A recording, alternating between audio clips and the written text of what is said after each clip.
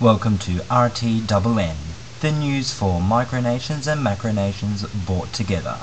This is the voice of Riocht na TirNeart.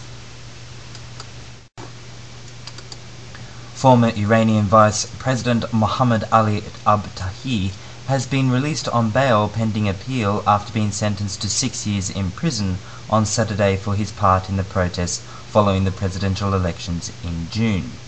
An anonymous court official told the INSA news agency Abtahi was sentenced to 6 years in prison for acting against national security and propaganda activities.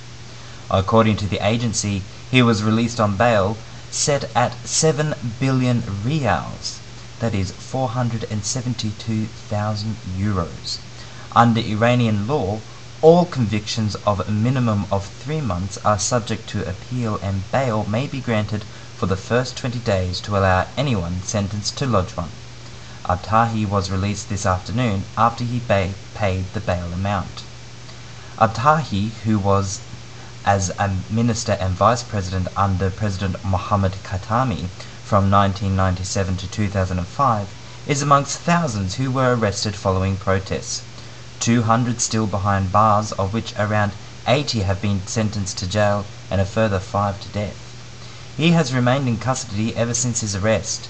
He was convicted of various charges, including gathering and plotting against the country's security, propaganda against the regime, insulting the president, and participating in an illegal demonstration. He also faces further charges of keeping classified documents. Opposition critics have called the prosecutions laughable show trials and spoken of forced confessions. They have called for the unconditional release of prisoners.